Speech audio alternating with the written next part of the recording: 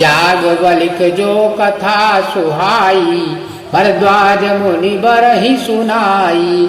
कहियौ सोई संवाद बखानी, सुनहु सकल सज्जन सुख मानी।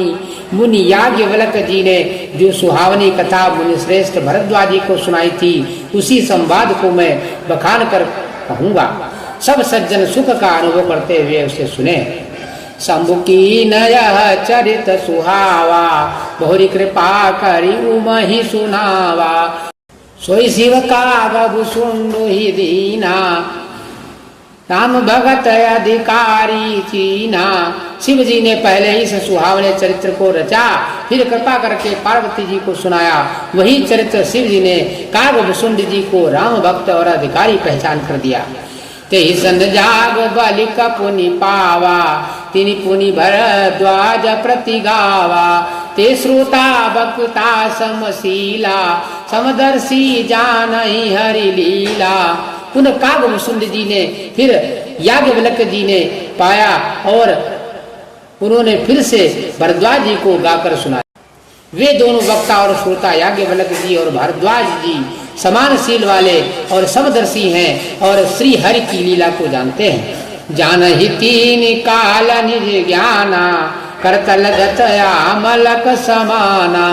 और जे हरि भगत सुजाना, कहीं सुनाई समुझाई विधि नाना।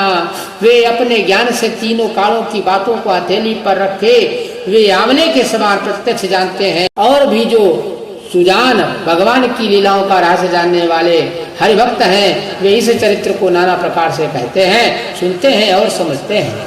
मैं पुनि निज गुरु सन सुनी, कथा सुसु कर खेत। समुझी नहीं तसी बालपन, तब अति रहु चेत। श्रोता बक्ता ज्ञान निधि, कथा राम कह गूढ़ी। किमि समुझाऊं मैं जीव जड़, कलिमल ग्रसित विमूढ़। फिर वही कथा मैंने 12 चित्र में अपने गुरु जी से सुनी, परंतु उस समय मैं लड़कपन के कारण बहुत बेसमझ था, जिससे उसको उस प्रकार अच्छी तरह से नहीं समझ सका। श्री रामचंद्र की गुण कथा को श्री रामचंद्र की गुण कथा के वक्ता कहने वाले और श्रोता सुनने वाले दोनों ज्ञान के खजाने पूरे ज्ञानी होते हैं। मैं कलयुग में पापों से घिसा हुआ महामूढ़ जड़ जीव भला उसको कैसे समझ सकता था। तदपि कही गुरु बारहि बारा, समुझ परी कछुमति अनुसारा। भाषा बद्ध कर विमय सोई, मोरे मन प्रबोध जहि होई। तो भी गुरु जी ने जब बार बार कथा कही, तब बुद्ध के अनुसार कुछ समझ में आई, वही अब मेरे द्वारा भाषा में रची जाएगी। इससे मेरे मन को संतोष हो। जस कछ बुद्धि विवेक बल मेरे, तस कहियौं हरि के प्रेरे। निज संदेह मोह भ्रम हरनी, करऊं कथा भव सरिता तरनी। जैसा कुछ मुझ में बुद्धि और विवेक का बल है, मैं हृदय में हरि की प्रेरणा से उसी के अनुसार कहूँगा। मैं अपने संदेह अज्ञान और भ्रम को हरने वाली कथा रचता हूँ, जो संसार रूपी नदी के पार करने के लिए नाव है। बुध विश्राम सकल जन रंजनी, राम कथा कलि कलुष विभंजनी। राम कथा कलि पन्नग भरनी, पुण्य विवेक पावन कहूअरनी। राम कथा पंडितों को विश्राम देने वाली है, सब मनुष्यों को प्रसन्न करने वाली और कलयुग के पापों का नाश करने वाली है।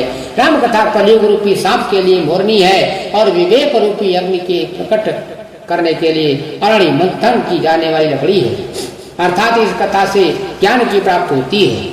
राम कथा कलि कामद गाई, सुजन सजीवनी मूरी सुहाई। सोई वसुधा तल सुधा तरंगिनी, भयभंजिनी भ्रम भेक भुवंगिनी।